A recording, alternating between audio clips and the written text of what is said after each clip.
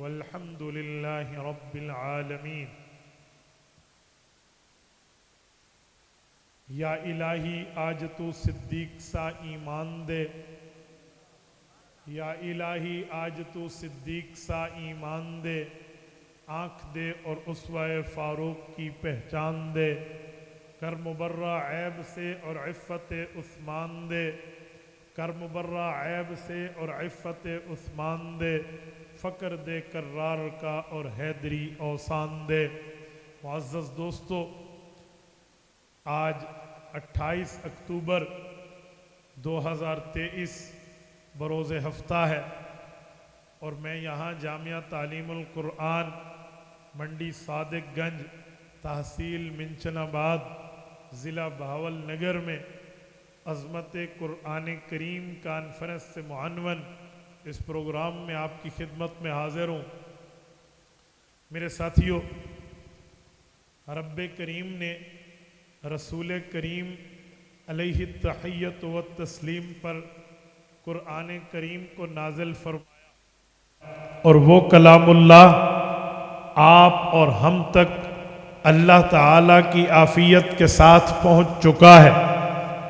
ہم قرآن کریم کے بارے میں کہ قرآن کا حق ادا ہو گیا، ایک مرتبہ ختم کر لیا تو قرآن کریم کی بات پوری ہو گئی؟ جی نہیں، قرآن پڑھنے کے لیے آیا ہے۔ قرآن کریم آپ کی حیثیت کو سمجھے۔ آپ اگر ایک آواز کر دیں تو بہتر ہوگا، اللہ آپ کو خوش رکھے۔ تو ساؤنڈ بند ہو، جسٹ صرف آواز آئے، دھمک، ڈبلنگ، ایکو کچھ بھی نہ ہو۔ قرآن کریم رب کریم نے آپ کے اور میری نجات کے لیے ضروری طور پر اتار دیا ہے۔ اگر ہم عظمت قرآن سمجھیں، مقام قرآن سمجھیں، خدا اور مصطفیٰ کی تعلیمات کو سمجھنا مشکل نہیں رہتا۔ میرے ساتھیوں، یہ قرآن کریم ہم پہ ڈائریکٹ نہیں آیا، یہ حضور پاک کے واسطے سے انڈائریکٹ آیا ہے۔ قرآن بلا واسطہ نہیں آیا، قرآن کریم بالواسطہ آیا ہے۔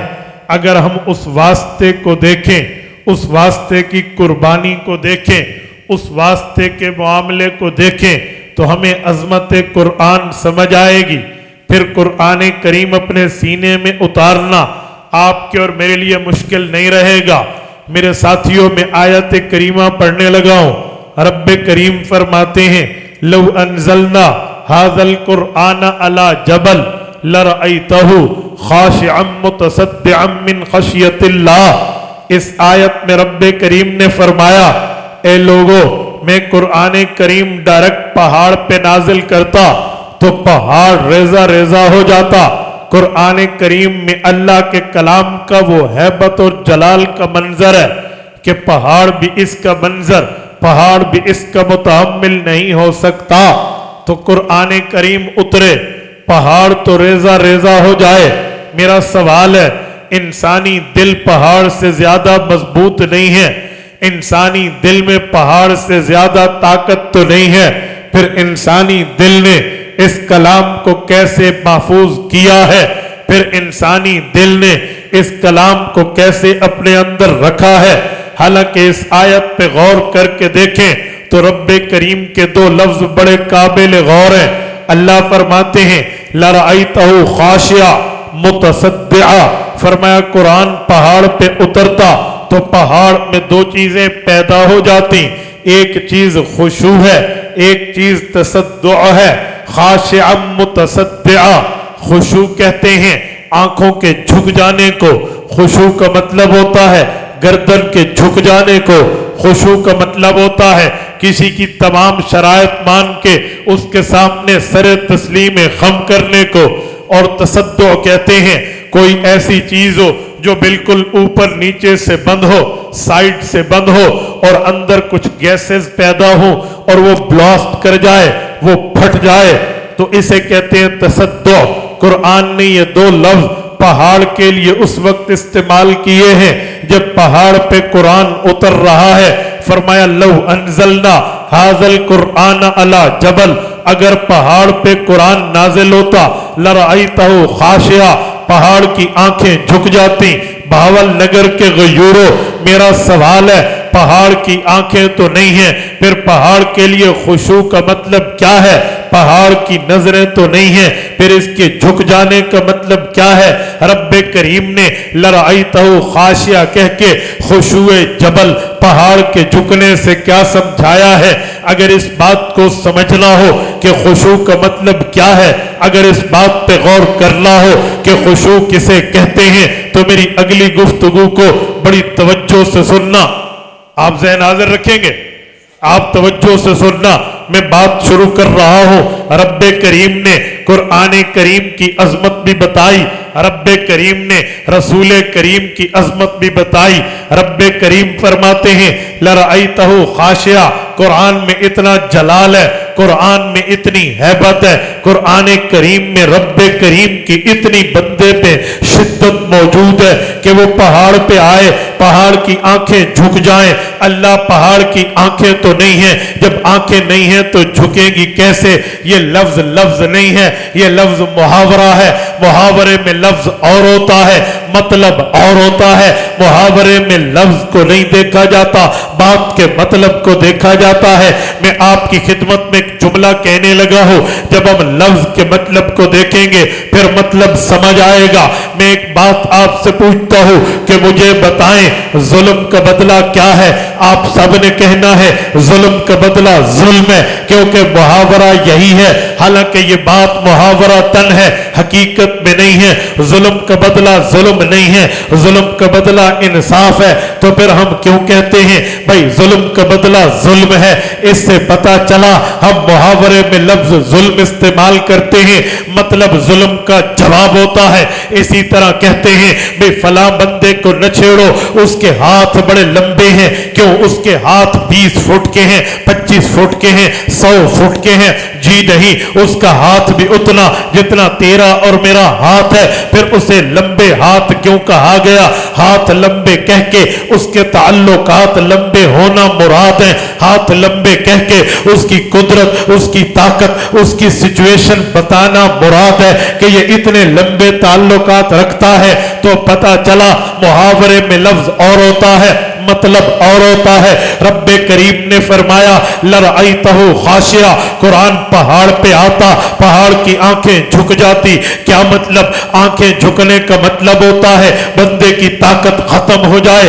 آنکھیں جھکنے کا مطلب ہوتا ہے کسی کی ہمت جواب دے جائے. آنکھیں جھکنے کا مطلب ہوتا ہے اس کی بس کی اخیر ہو جائے، وہ آگے چل نہ سکے. اسے آنکھوں کا جھکنا کہتے ہیں. رب کریم نے فرمایا اے لوگو، تم پہاڑ کو بڑا طاقتور سمجھتے ہو کہ پہاڑ میں بڑی طاقتیں ہیں، اس لیے تو کوئی بندہ مضبوط بات کرے، تشدد آئے، ظلم آئے، اس کے خلاف سب کچھ مشینری حرکت میں آئے، پر وہ اپنی حق بات پہ قائم رہے. دنیا سے جبل استقامت کہتی ہے، یہ پہاڑ ہے استقامت کا، یہ استقامت میں ایک جگہ قائم ہے. تو اللہ فرماتے ہیں لرأیتہ خاشعہ. جس پہاڑ میں جتنی استقامتیں، جس پہاڑ میں جتنی قوتیں، جس پہاڑ میں جتنی طاقتیں، اس پہاڑ میں جتنی ہمتیں، اس پہاڑ میں جتنی سکتیں ہیں، جب میرا کلام اس پہاڑ پہ آتا کلام اٹھا نہ سکتا. پہاڑ میں طاقت نہ ہوتی کہ کلام کے بوجھ کو سنبھالے، پہاڑ میں قوت نہ ہوتی قرآن کو سنبھالے. لرأیتہ خاشعہ، گویا اس کی آنکھیں جھک جاتی. یہ محاورہ ہے. محاورے میں سمجھایا یہ جا رہا ہے کہ کلام اللہ میں اتنی ہیبت خداوندی، کلام اللہ میں اتنا جلال خداوندی، کلام اللہ میں اللہ کی بات کا اتنا وزن ہے کہ پہاڑ بھی نہ اٹھا سکے. دوسرا جملہ فرمایا متصدعہ. اس میں تصدع ہے. تصدع کہتے ہیں کوئی چیز بند ہو، اس میں گیسز آئیں، وہ بلاسٹ ہو جائے. میں مثال دیتا ہوں، آپ اور ہم سارا روز یہ خبریں سنتے ہیں کہ فلاں گھر میں گیس کا سلنڈر بلاسٹ ہو گیا، وہ سلنڈر پھٹ گیا. اس کے پھٹنے سے اتنی اموات ہوئے، اتنی جروحات ہوئی، اتنی زخمی ہوئے، اتنوں کو تکلیف ہوئی. تو یہ گیسز جو پھٹنے کی سبب بنی ہے، یہ سلنڈر کے کے اندر ہیں، سیلنڈر سے باہر نہیں ہے۔ فرمایا اللہ رأیتہ خاشعا متصدعا، اے لوگوں پہاڑ پہ قرآن اترتا، ہیبت خداوندی، کلام جلال خداوندی اس میں اتنا تھا کہ پہاڑ کی آنکھیں جھکتی، وہ وزن نہ اٹھا سکتا، اس میں ایسی کیفیات پیدا ہوتی کہ وہ پھٹ چکا ہوتا، جس کا ترجمہ ہوتا ہے ریزہ ریزہ ہو چکا ہوتا۔ تصدو ریزہ ریزے کو نہیں کہتے، تصدو کا ریزہ ریزہ ترجمہ یہ با محاورہ ترجمہ ہے۔ دراصل مطلب یہ ہے کہ پہاڑ میں وہ طاقت نہیں ہے جو طاقت قرآن میں ہے، پہاڑ میں وہ ہمت نہیں ہے جو طاقت رب کے کلام میں ہے، پہاڑ میں وہ سکت نہیں ہے جو طاقت اللہ کی وحی میں ہے۔ اللہ کی وحی اتنی طاقتور ہے کہ پہاڑ اس کا مقابلہ نہیں کر سکتا۔ اب توجہ رکھنا، یہ میں نے تمہید کے بعد بات سمجھانی ہے۔ میں نے کہا جب پہاڑ اتنا طاقتور ہے کہ اس میں کوئی پہاڑ اتنا طاقتور ہونے کے باوجود وہ کلام اللہ کی طاقت کے مقابلے میں کچھ نہیں ہے، تو میرا سوال ہے مومن کا دل اتنا طاقتور نہیں ہے، حافظ قرآن کا سینہ اتنا طاقتور نہیں ہے، حافظ قرآن کا دل اتنا طاقتور نہیں ہے کہ وہ پہاڑ کا مقابلہ کرے، تو میرے حافظ بچوں نے قرآن پڑھا کیسے ہے، میرے حافظ فاز نے قرآن یاد کیسے کیا ہے، ان قرآن نے اپنے دلوں میں کلام کو بٹھایا کیسے ہے؟ تو مجھے پتا چلا کہ قرآن ڈائریکٹ نہیں آیا، قرآن انڈائریکٹ آیا ہے، قرآن بلا واسطہ نہیں آیا، قرآن بالواسطہ آیا ہے، قرآن سیدھا نہیں آیا، قرآن وایا کسی جگہ سے ہو کے آیا ہے، اور وہ جگہ کیا ہے مجھے نبی کے فرمان سے پتا چلا، نزل علی قلب محمد، قرآن کا پہلا اسٹیشن میرے مصطفیٰ کا سینہ ہے، قرآن کا پہلا اسٹاپ میرے مصطفیٰ کا دل اقدس ہے، قرآن کریم کی پہلی رہنے کی جگہ میرے پاک پیغمبر کا دل ہے، کلام اللہ لوح محفوظ میں ہے، لوح محفوظ سے بیت العزت میں ہے، بیت العزت سے جبرائیل امین لے کر حضور پاک پہ نازل کرتے ہیں، کبھی ایک آیت، کبھی 2 آیتیں، کبھی 10 آیتیں، کبھی ایک رکوع، کبھی ایک سورت، کبھی ایک پاؤ، قرآن کریم اتر رہا ہے۔ رب کریم فرماتے ہیں الحمدللہ الذی انزل علی عبدہ الکتاب ولم یجعل لہ عوجا، اے لوگوں میں تمہیں چیلنج دیتا ہوں، تم اپنی طاقتیں قوتیں لاؤ، ہمتیں سکتیں لاؤ، آؤ کلام اللہ میں کوئی کجی دکھاؤ، آؤ کلام اللہ میں کوئی ٹیڑھا پن دکھاؤ۔ رب کریم نے قرآن کریم کو اس طرح نازل کیا ہے، اور اس رب کا اعلان ہے تبارک الذی نزل الفرقان علی عبدہ لیکون للعالمین نذیرا۔ یہ پہاڑ پہ نہیں آیا، یہ پہاڑ کی چوٹی پہ نہیں آیا،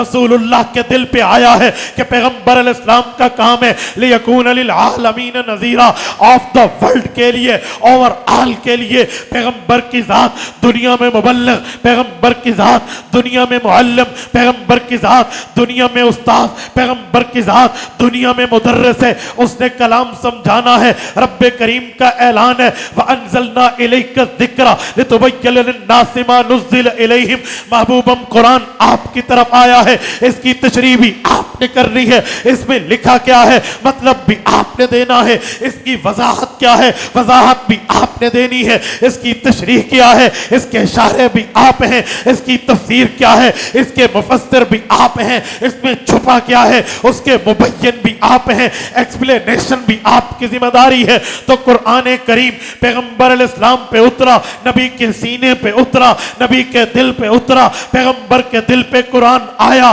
ادھر رہا، ادھر بسا، اس سے نکل کے حفاظ کے سینوں میں آیا، وہاں سے نکل کے 2 گتوں کے درمیان قرآن صفحات میں آیا، وہاں سے نکل کے صحابہ نے چمڑوں پہ لکھا، قرآن محفوظ ہوا، صحابہ نے پتھروں پہ کشید کیا، قرآن محفوظ ہوا، صحابہ نے پتوں پہ لکھا، قرآن محفوظ ہوا۔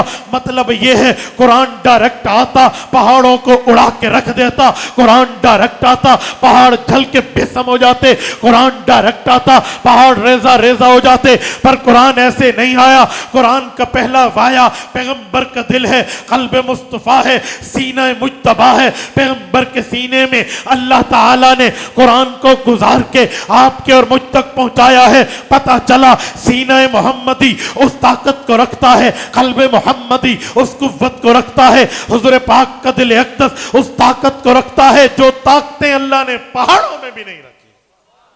پہاڑوں میں وہ طاقتیں نہیں ہیں، پہاڑیوں میں وہ طاقتیں نہیں ہیں، ہلز ایریا میں وہ طاقت نہیں ہے۔ بظاہر جبل استقامت تو کہہ دیں گے کہ یہ پہاڑ جیسی طاقت و قوت و استقامت و ہمت و سکت رکھتا ہے، لیکن یہ طاقت پہاڑ میں نقلی، محمد کے سینے میں اصلی، پہاڑ میں پروویژنل، حضور کے سینے میں اوریجنل، پہاڑ میں عام سی، حضور کے سینے میں خاص سی، پہاڑ میں کچھ بھی نہیں ہے، محمد کے سینے میں سب کچھ ہے۔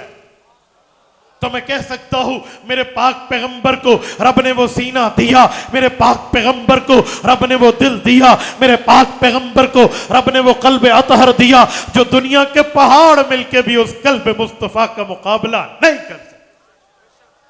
میرے ساتھیوں، میں نے لفظ شروع کیا تھا رب کریم میں، قرآن کریم میں رسالت معاذ پر یہ آیت اتار کے بعد ارشاد فرما دی لو انزلنا هذا القرآن على جبل، اے لوگوں پہاڑ پہ اترتا لرأيته خاشعا متصدعا، پہاڑ ٹکڑوں ٹکڑوں میں بدل جاتا، ریزہ ریزہ میں بدل جاتا، اس کی آنکھیں جھک جاتی، وہ کلام خداوندی، وہ کلام الہی، وہ جلال الہی، وہ دبدبہ الہی، وہ روب الہی، وہ احبت الہی کو برداشت نہ کر سکتا، کنٹرول نہ کر سکتا، اس کا متحمل نہیں ہو سکتا۔ جو اللہ کے رسول کے سینے میں اللہ نے طاقتیں رکھی ہیں، قرآن آیا ہے اقرا بسم ربک الذی خلق کی شکل میں آیا ہے، قرآن کریم آیا ہے سورت مزمل کی شکل میں آیا ہے، قرآن آیا ہے سورت مدثر کی شکل میں آیا ہے، وہاں سے آتے آتے آخری سورت اذا جاء نصر اللہ کی شکل میں آیا ہے۔ یہ تمام صورتیں جو 114 ہیں، یہ تمام رکوع جو 540 ہیں، یہ تمام پاؤ جو 120 ہیں، یہ تمام منزلیں جو کل 7 ہیں، یہ تمام پارے جو کل 30 ہیں، یہ تمام پارے، تمام صورتیں، تمام آیتیں، تمام رکوع، تمام منازل میرے پاک پیغمبر کے سینے پہ اتری، حضور پاک کے سینے سے امت کو ملا، حضور کے سینے میں امت کی طرف منتقل ہوا، حضور کے سینے میں وہ جہاں وہاں سے شمع چلی ہے، آج وہ شمع ہر حافظ کے سینے میں، ہر قاری کے سینے میں، ہر مقری کے سینے میں، ہر عالم کے سینے میں، ہر مفتی کے سینے میں، ہر مفسر کے سینے میں، ہر محدث کے سینے میں، ہر فقیہ کے سینے میں، ہر ولی کی سینے میں اللہ تعالیٰ نے وہ شمع جلا دی ہے، اور اس شمع کی طاقت اللہ نے اتنی رکھی ہے، خدا کی قسم قومیں آئیں گی اس سے ٹکرائیں گی، اقوام آئیں گی اس سے ٹکرائیں گی، بڑے بڑے بڑے روب اور دبدبہ رکھنے والے جابر لوگ آئیں گے، قرآن سے ٹکرائیں گے۔ میرے پاک پیغمبر کا اعلان ہے ان اللہ یرفع بہذا الکتاب اقواما ویضع بہ آخرین۔ اے لوگوں ڈرنا نہیں ہے، اے لوگوں دل چھوٹا نہیں کرنا، اے لوگوں بزدلی نہیں رکھنی، اے لوگوں کم ہمتی نہیں رکھنی، اے لوگوں قرآن کی وہ طاقت رب نے قرآن میں رکھ دی ہے، بڑے بڑے لوگوں کو قرآن کی خدمت کی وجہ سے اللہ عروج دے گا، بعضوں کو رب زوال دے گا۔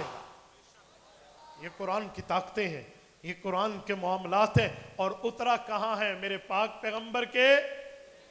میری اکیلی آواز تم سب سے اوپر ہے، مجھے جواب چاہیے، اترا کہاں ہے میرے پاک پیغمبر کے سینے میں۔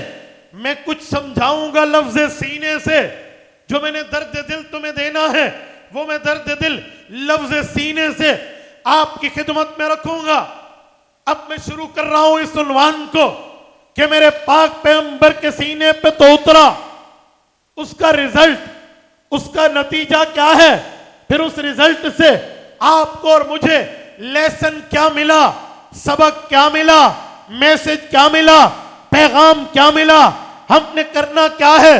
بہاول نگر تحصیل منچناباد کے غیوروں، میں آپ سے پوچھتا ہوں، میرے پاک پیغمبر کے سینے میں آیا تو اب ہر بچے کے سینے میں قرآن آیا، یہ نرم حضور کے سینے سے کیسے ہوا؟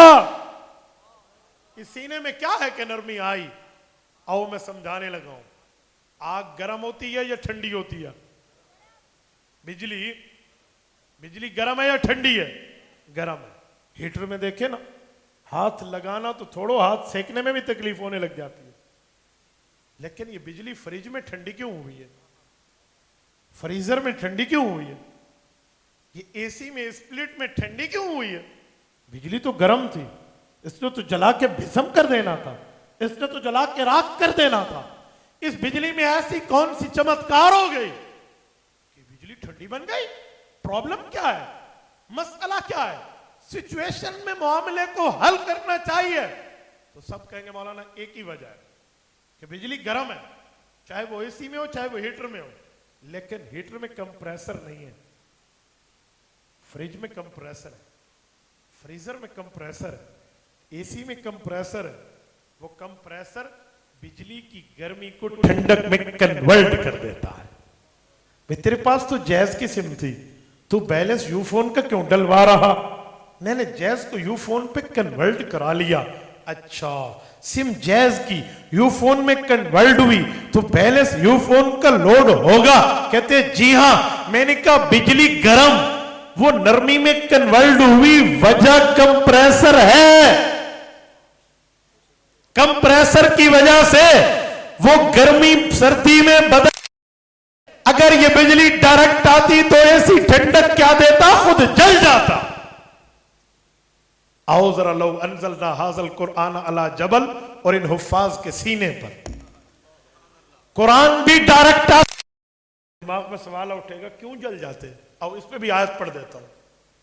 मूसा अलैहिस्सलाम का दौर है, लोगों ने कहा हमने अल्लाह को देख लिया, अरिन अल्लाह जहरा। नहीं हो सकता, नबी पर एतमाद करो, नबी ने रब को देखा है, बस तुम मानो। खजी नहीं, हमने अल्लाह को देखना है। 70,000 बंदों ने 70 बंदे अपने नुमाइंदा बनाए। मूसा अलैहिस्सलाम ले कोहतूर पे लेकर आए कि अल्लाह ये आपको देखना चाहते हैं। फरमाया लन तरानी, नहीं देखा जा सकता। दुनिया में रह के उम्मती की क्या मजाल है, वो तो नबी का काम है, ये यहां नहीं रह देख सकते। फरमाया अल्लाह इनका इसरार है। कहा मूसा उन्जुर इलल जबल, इन्हें कहो जरा इस पहाड़ को देखो। अल्लाह तजल्ली डालेंगे, तजल्ली देख ली तो रब देख लिया। कहा जी बहुत अच्छा। यूं टिकटिकी लगाई और पहाड़ को देखा, रब ने तजल्ली डाली, कौम तो मर गए। वखर्रा मूसा साइका, हजरत मूसा अलैहिस्सलाम बेहोश हो गए। बेहोश तो जिंदा है, फिर उठे, होश आया। अल्लाह ये चल के मर गए। है मूसा आपकी बात का मतलब क्या है? कि अल्लाह मैं दुआ मांगना चाहता हूं। मूसा क्या कहना चाहते हो? अल्लाह इन्हें जिंदगी दे दे। इनकी दोबारा जिंदगी आपको क्यों चाहिए? बावजूद है कि रब जानते हैं। ऐ मूसा क्यों चाहिए? कि अल्लाह इसलिए चाहिए कि जो पीछे का हाल बताएंगे तो नहीं देखा जा सकता। मैं प्रूफ कैसे उनके सामने कर पाऊं कि वहां ये हुआ, उन्हें जिंदगी मिली, वो वहां गए, उनको जाके बताया, देख सकते। भावल नगर के गयूरों में दलील दी है अपनी इस दावे पर कि अल्लाह के कलाम को इन्होंने खुद डिमांड करके सुनना चाहा। नबी बोलते नहीं हैं, जले या नहीं जले, मरे या नहीं मरे, तो कलामुल्लाह डायरेक्ट हम पे आता, हम बचते। बिस्मिल्लाह पढ़ना तो दूर, सुनने में कान जल जाता। हम भी तो यूं ही खत्म हो जाते जैसे कौम मूसा अलैहिस्सलाम। ताकत में हमसे ज्यादा थी वो लोग, ताकत में हमसे ज्यादा थे या नहीं थे? अल्लज़ीना जाबु सखरा बिल वाद, तो यूं ठहर के पहाड़ पे अपना यूं यूं करके घर बना देते थे। अल्लज़ीना जाबु सखरा बिल वाद, वो तो हमसे ताकत में ज्यादा, कुव्वत में ज्यादा, हिम्मत और सकत में ज्यादा, हम तो उनसे बहुत कम है। तो हम तो जल जाते, हमारा तो कुचूमर निकल जाता, क्रैश हो जाते हम। तो बरकत किसकी है?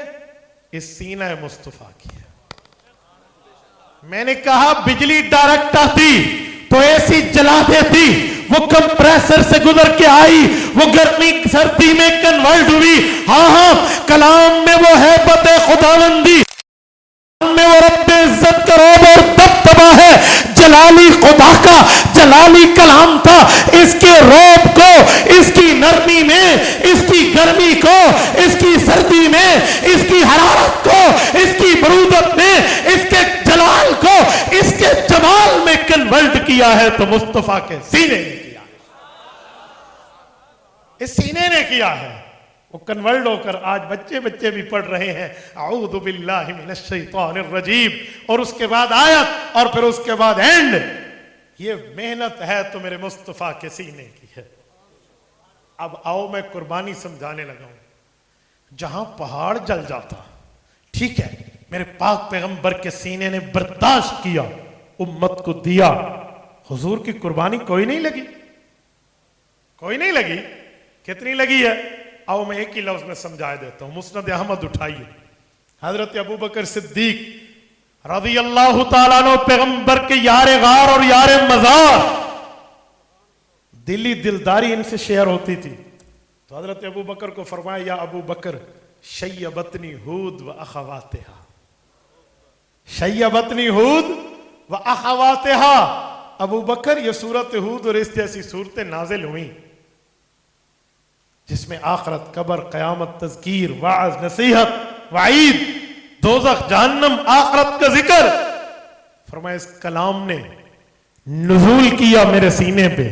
شیبتنی، اس کلام قرآن کے نازل ہونے نے تمہارے نبی کی جوانی کو بڑھاپے میں بدل دیا. شیبتنی ہود و اخواتہا، اس کے نزول نے جوانی کو بڑھاپے میں بدل دیا. میرے پاک پیغمبر اپنی قربانی کی بات فرما رہے ہیں، رسول اللہ صلی اللہ علیہ وآلہ وسلم اپنی قربانی کی بات فرما رہے ہیں. اب امت کے غیوروں، میں آپ سے سوال کرنے لگا ہوں، مسلمانوں میں آپ سے پوچھنے لگا ہوں، اپنے دل پر ہاتھ رکھ کے پیغمبر کی محبت و مودت کو سامنے رکھتے ہوئے، عقیدت اور تعلق کو سامنے رکھتے ہوئے مجھے جواب دیجئے. ہمیں قبر اکیلی آنی ہے، ہم نے یوں قبر میں اکٹھے نہیں بیٹھنا، ایک ایک بندے نے رب کو جواب دینا ہے.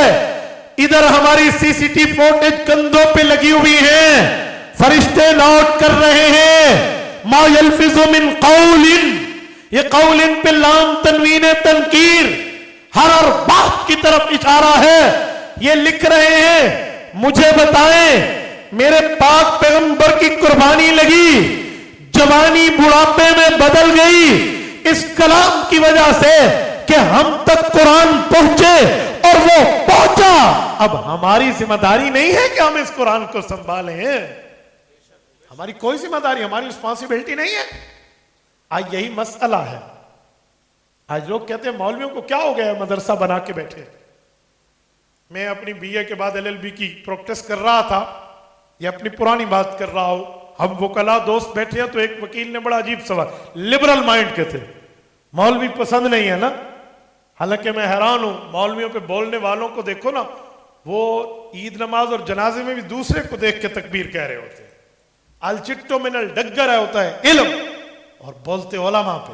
جی مولوی کو کیا پتا. میں نے کہا مولوی نہ ہوتا نا بچہ تو حرامی پیدا ہوتا، تیری ماں باپ کا نکاح پڑھانے والا کوئی نہ ہوتا.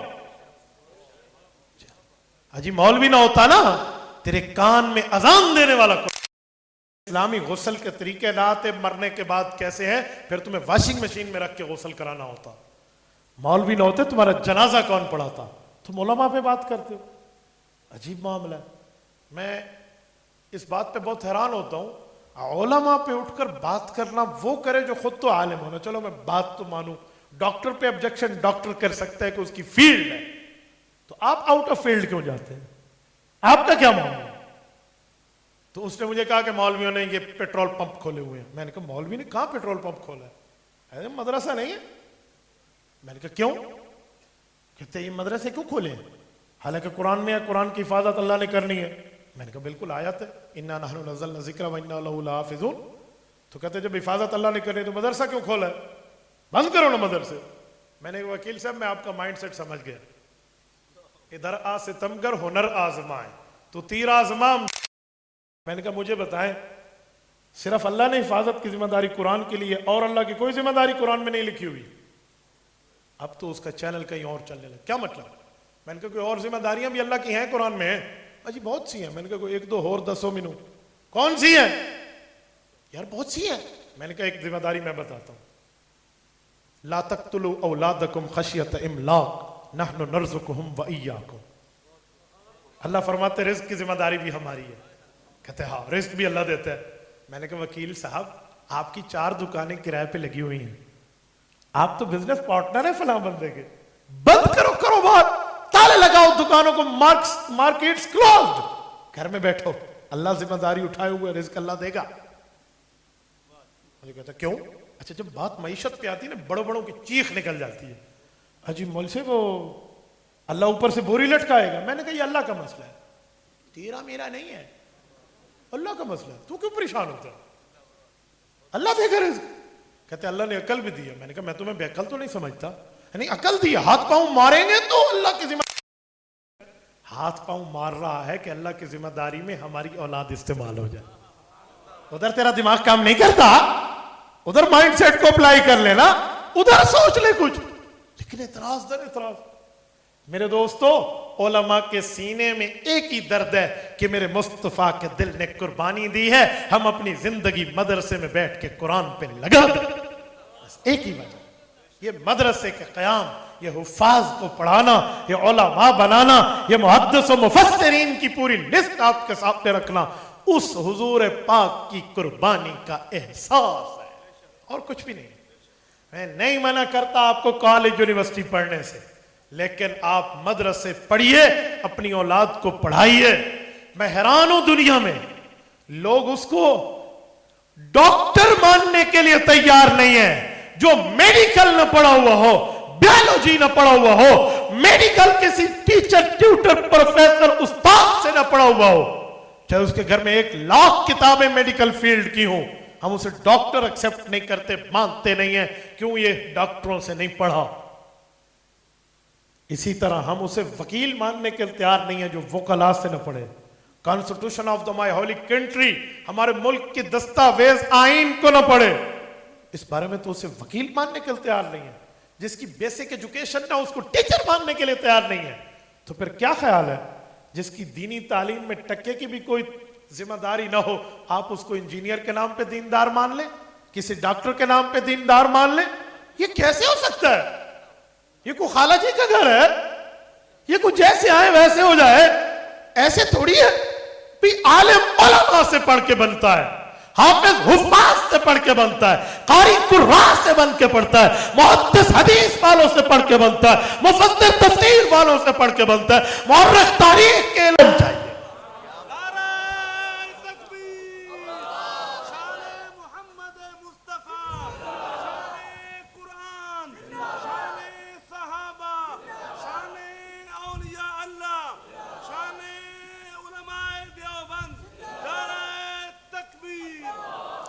تو میری پوری گفتگو کا خلاصہ یہی تھا کہ دینداروں سے پڑھیں, اور ان دینداروں نے مدرسے کھولے ہیں حضور پاک کے دل کی قربانی کا احساس کرتے ہوئے. آپ اسکول کالج پڑھیں, ہم منع نہیں کرتے, کوئی علماء آپ کو منع نہیں کرتے, آپ پڑھیں اسکول کالج, نو ایشو.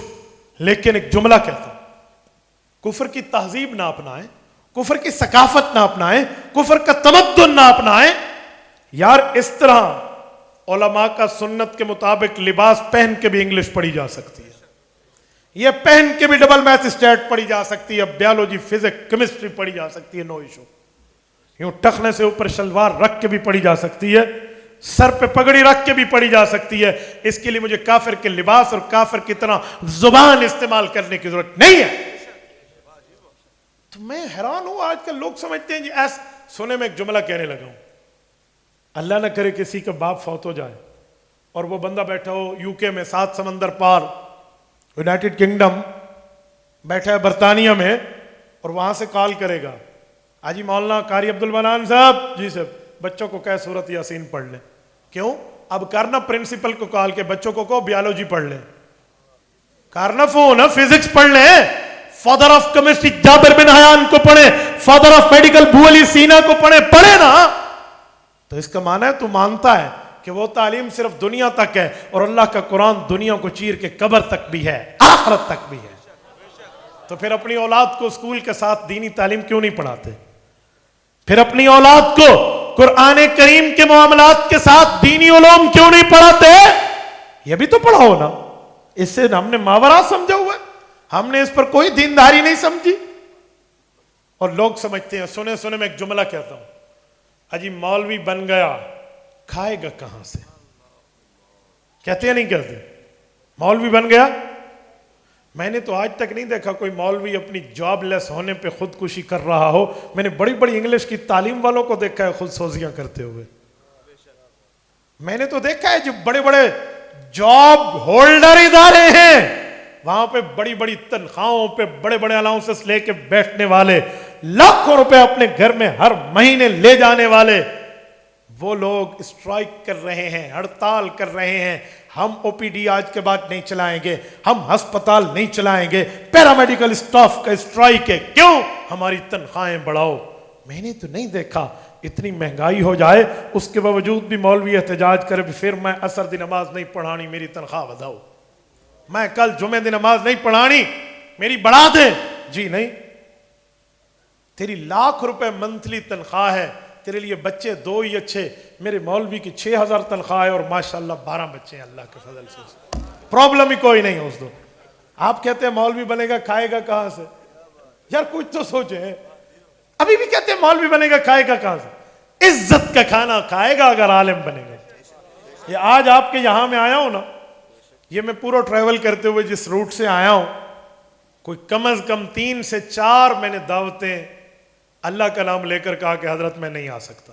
ایک تو غالباً حضرت مولانا ہمارے ہزاروی رحمہ اللہ کے حضرت عارفی صاحب تشریف فرما ہے، ہمارے میرے پیر و مرشد حضرت مولانا عزیز الرحمن ہزاروی نور اللہ مرکزہ کے ماشاءاللہ خلیفہ مجاز ہیں، خود ان نے مجھے فرمایا، 1 نہیں 2 بار لکھا، میں نے کہا حضرت میں نہیں آ سکتا، حالانکہ بابل نگر کتنا دور یا نزدیک کی بات ہے۔ یہ حضرت ہمارے شیخ مکرم حضرت مولانا جلیل احمد خن صاحب کا ادارہ موجود ہے، اس کے علاوہ کتنے ساتھیوں کے ہاں میں معذرت کر کے آیا ہوں۔ آپ کہتے ہیں مولوی بنے گا کھائے گا کہاں سے؟ وہ اتنی آفرز ہوں گی کہ اس کو 2 وقت میں 3 جگہ سوری کرنی پڑے گی کہ کھانا نہیں کھا سکتا، میرے پاس ٹائم پرابلمز ہیں، آپ بتائیں کیا کرو گے؟ تو آپ کہتے ہیں کھائے گا کہاں سے؟ اچھا جب گھر نیا بنتا ہے تو اس گھر میں عالم کو بلاتے ہیں کہ حضرت برکت ہوگی، یا ڈاکٹر صاحب کو بلاتے ہیں کہ آؤ ذرا دوائی دے دو؟ نہیں میں کسی ڈاکٹر بھائی پہ اعتراض نہیں کرتا، میں ڈاکٹروں کی عزت کرتا ہوں، نہیں میں اعتراض نہیں کرتا، وکیل ہمارے معاشرے کی ضرورت ہے، جج ہمارے معاشرے کی ضرورت ہے، ڈاکٹر ہمارے معاشرے کی ضرورت ہے، بیوروکریٹ ہمارے معاشرے کی ضرورت ہے، انجینئر ہمارے معاشرے کی ضرورت ہے، سارے ضرورت ہے، لیکن میں کسی کی مخالفت نہیں کر رہا، پر عالم کی عظمت بتا رہا ہوں۔ آپ یہ نہیں کہہ سکتے کہ عالم اور حافظ کا کچھ بھی نہیں۔ اچھا ایک اور بات ہم پہ کرتے ہیں، جی چاہتا ہے وہ بھی کہتا جاؤں، برداشت کر لو گے؟ نہیں کرو گے تو صبح ناشتہ 2 روٹیاں اور کھا لینی، گل میں سدھی کر کے جانی ہے، اس پہ مجھے پرابلم نہیں ہے۔ کہتے ہیں مولوی بن گیا تو دہشت گرد بن جائے گا، کہتے ہیں نہیں کہ مولوی بن گیا دہشت گرد بن جائے گا، ہم عالم کو دہشت گرد کی شکل میں دیکھتے ہیں، ہم کیوں اپنے بچے کو عالم حافظ بنائیں؟ میں نے کہا بہت اچھا، یہ بتاؤ یہ جتنے اس وقت اٹیک ہوئے ہیں پاکستان میں، یہ وہ پی سی ہوٹل سے لے کر کراچی کے شیراٹن تک چلے جائیے، اس میں کوئی ایک مدرسے کا عالم ملوث ہے؟ جی نہیں، بالکل 0% کچھ بھی نہیں ہے۔ میں نے کہا پھر کیوں کہتے ہو؟ اچھا مجھے بتائیں کہ عالم اگر دہشت گرد ہے، آج تک کسی مدرسے میں دہشت گردی کرتے ہوئے کسی عالم کو تم نے پکڑا ہے؟ مجال کے کچھ ہو، کچھ بھی پرابلم نہیں ہے۔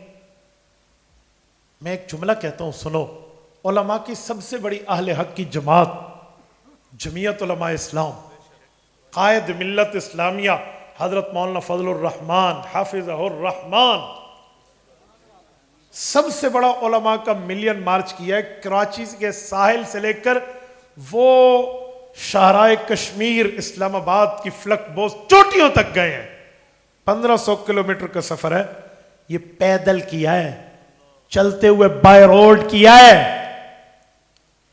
مجال کے ایک دکان کا شیشہ ٹوٹا۔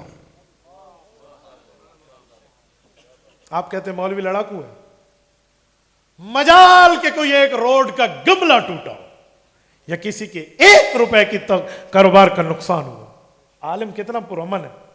آپ کہتے ہیں اس پہ کوئی پرابلم؟ اچھا آج تک جتنے دھرنے ہوئے ہیں اس میں کوئی لڑائی یا گولی یا گولہ نہ چلا ہو تو دیکھو، مولویوں کے دھرنے میں ماشاءاللہ نہ کوئی گولی ہے، نہ کوئی گولا ہے، نہ کوئی باجی ہے، نہ کوئی باجا ہے، اس کے باوجود بھی سکسیسفل ہے، کوئی پرابلم ہی نہیں ہے، کامیاب ہے۔ تو آپ کیسے کہتے ہیں کہ مولوی دہشت گرد ہے؟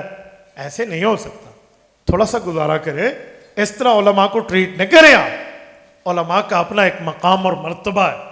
تو میرے ساتھیوں، میں نے خلاصے کے طور پہ آپ کی خدمت میں یہ بات کی ہے کہ اللہ تعالیٰ نے علماء کو مقام دیا، مرتبہ درجہ حیثیت و ویلیو دی ہے، ان کے دل میں میرے پاک پیغمبر کی کہن، میرے پاک پیغمبر کا درد، میرے پاک پیغمبر کی قربانی کا احساس ہے، تب یہ مدرسے بناتے ہیں، یہاں اللہ کا کلام پڑھاتے ہیں، نبی کا فرمان پڑھاتے ہیں، قال اللہ سناتے ہیں، قال رسول اللہ سناتے ہیں، دنیا کو پیغام دیتے ہیں۔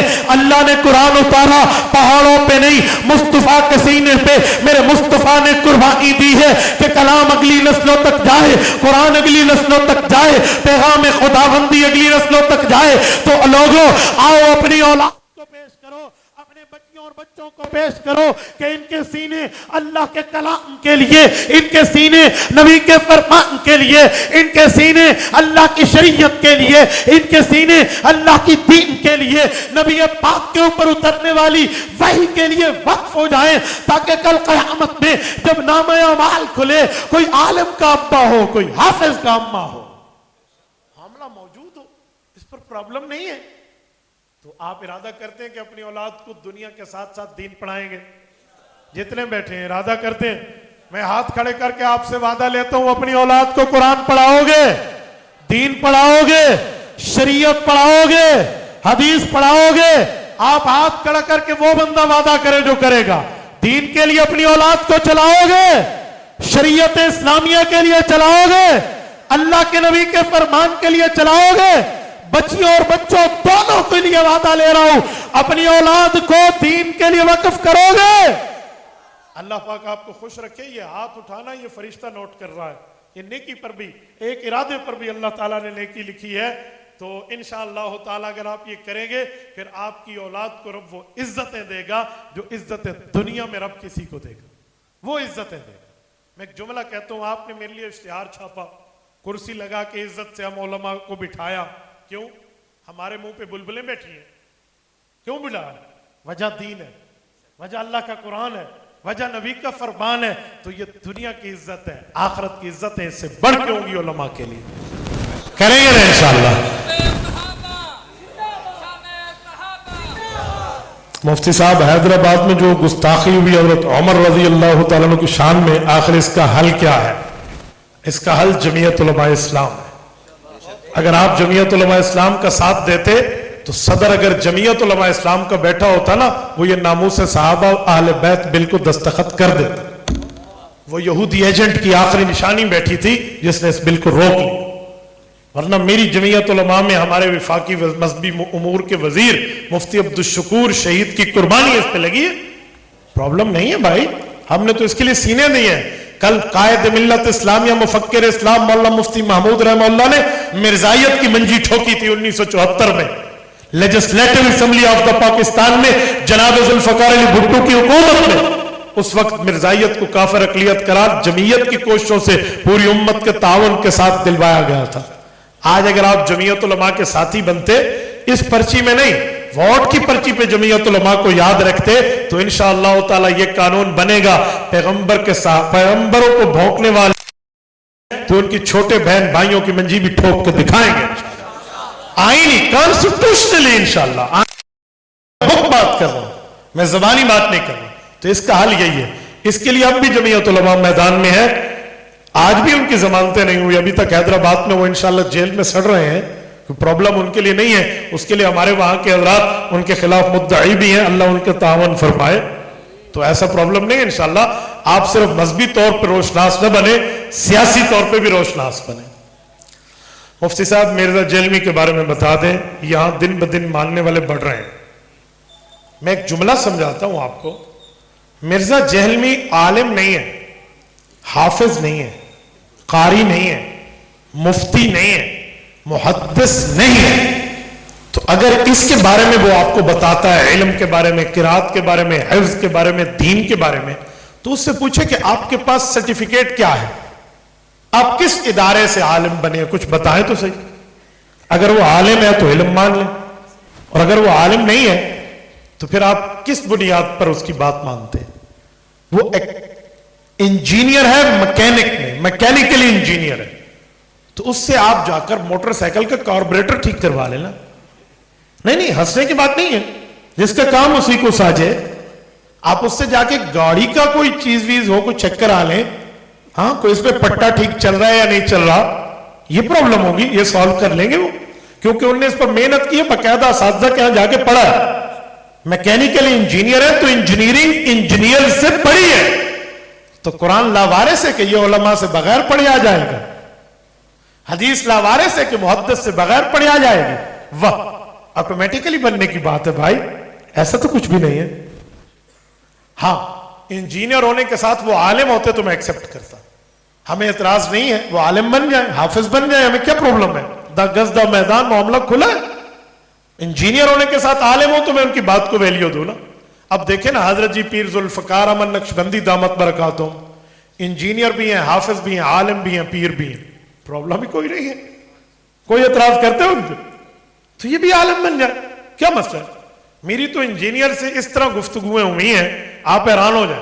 इसके लड़के दरमियान में पड़े, जब हम आपकी बात कराते हैं, जी करा दे, आज 4 साल गुजर गए हैं, एक ही जवाब है कि मां कहती है मुफ्ती अब्दुल वाहिद कुरैशी से मुनाजरा न करना वरना मैं तुम्हें दूध नहीं बख्शूंगी। हुण तेरी मां दे गोडे फड़ने पैने ने सानू, उन्हें तरले करिए, अब क्या करूं मैं। ये जैसे भाई ठहरे हैं ना, ये सामने दीवार है सफेद, इस दीवार से इतनी दीवार तक का फासला है। जेहलम में इसकी अकेडमी में जाके हमने बात की है, सामने इनकी मस्जिद मोहल्ले की, मौलाना अताउल्लाह वहां के इमाम है, मैं उनकी दावत पे इसी 24 सितंबर को गया हूं। वो हमारे कहां है मौलाना तला, आपके पास में जेहलम से आया था, मैं वहीं से आया हूं, तो मैं वहीं पर जाकर बात की है, उधर कोई बात करने के लिए तैयार नहीं है। उस दिन दरवाजा तो दरवाजा छोड़े, अपनी अकेडमी की खिड़कियां भी इन लोगों ने लॉक कर ली थी।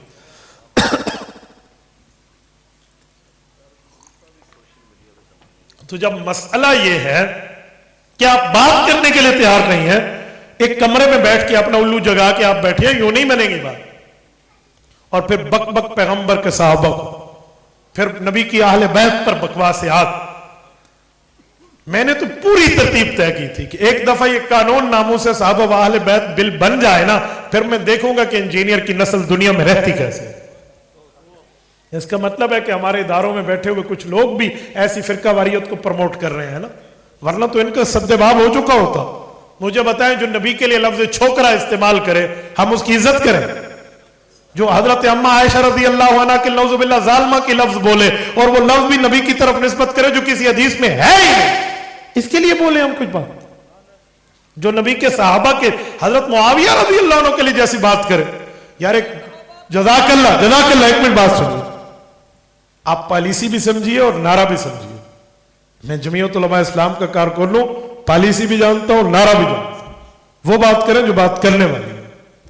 मैं कल भी दुश्मन साहबा और अहले बैत पे लानत करता था, मैं आज भी लानत करता हूं, मुझे प्रॉब्लम नहीं है, मैं आनेर कह रहा हूं, लेकिन मेरी गुफ्तगू समझिए, तवज्जो। मैं कहना यह चाह रहा हूं कि वो हजरत मुआविया रज़ी अल्लाह अन्हु का जुमला कहे, तो मैं एक जुमला अपने उस्ताद का पेश करने लगा हूं।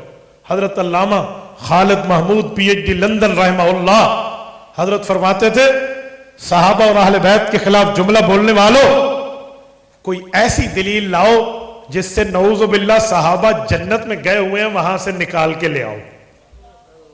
जब तुम्हारे पास ऐसी कोई दलील नहीं है कि जिनके लिए कुरान ने जन्नत का वादा करके रज़ी अल्लाहु अन्हुम व रज़ू अन्हु कह दिया, वो जन्नत चले गए, तेरी ये छोटे मोटे ढकोसलों से वो जन्नत से बाहर नहीं आ सकते, हां तू दोज़ख जाने का मुस्तहिक बन सकता है। तो वो दलील ला, कोई वो प्रूफ ला, कोई वो एविडेंस ला, जो इनके तो छोड़ो, इनके बावजदाद के बस की बात भी नहीं है। तो इसलिए प्रॉब्लम नहीं है। इस जैसे कई फितने आए और कई गए, हम इन फितनों को यूं उड़ाना जानते हैं जैसे खिलाड़ी फुटबॉल के मैदान में फुटबॉल को किक लगाता है, हमारे लिए प्रॉब्लम नहीं है। लेकिन ऐसे कज़्ज़ाब जो खुद बात भी ना करना चाहे तो फिर बंदा क्या करे। और दावा ऐसा है कि जैसे इससे बड़ा कोई मुखलिस ना हो।